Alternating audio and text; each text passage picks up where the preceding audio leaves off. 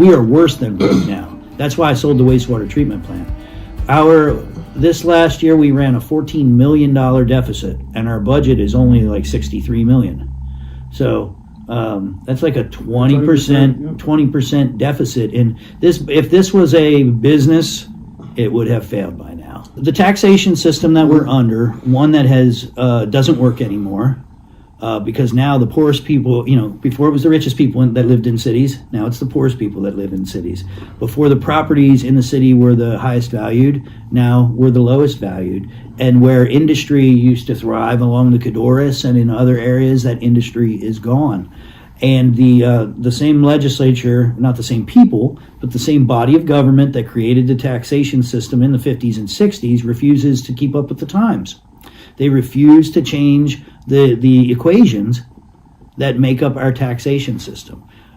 We can't. And besides that, Pennsylvania is one of the only states that lives in this archaic medieval township municipality system.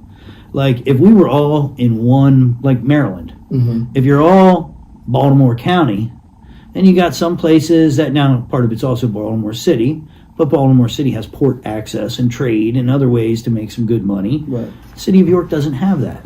We are an isolated 5.2 square miles that we can't really grow. We can't grow this way anymore. And we haven't traditionally grown this way.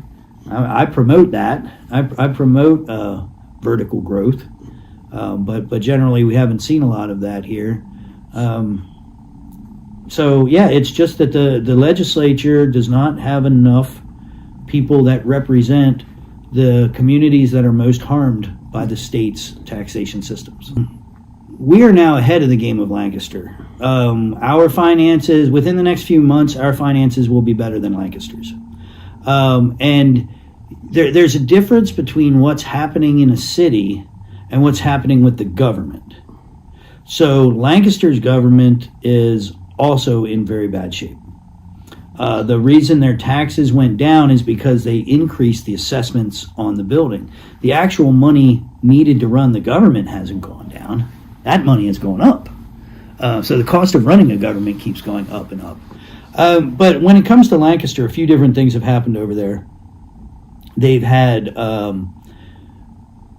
first of all, York dropped, I would say York bottomed out in the late 90s, something like that, when you saw the final exodus of kind of most of the last stores in York, the big stores, the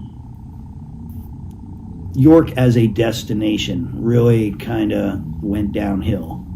And when I was growing up in York, you went downtown for everything. You went downtown for the parades, you went downtown for events, you went downtown to go to the stores. There were still Bon-Ton and the different. I came in just at the end of that.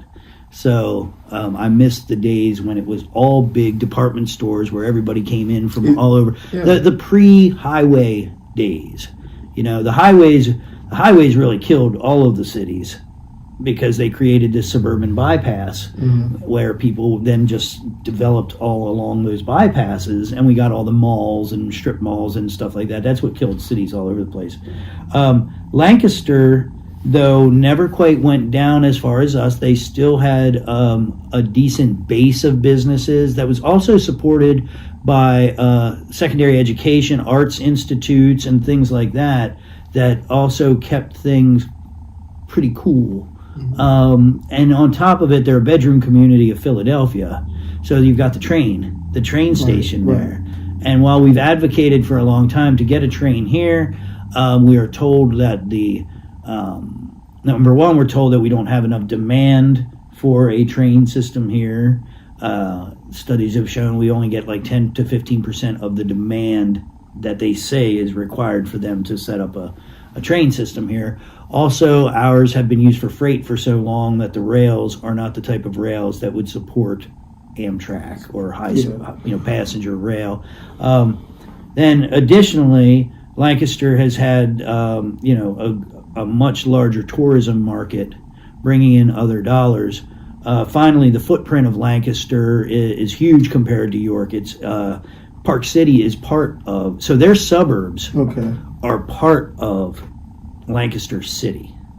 So they've been getting the revenue. They've been getting that mercantile and business revenue from the suburban expansion, while we never did. All suburban expansion did was extract from the city of York.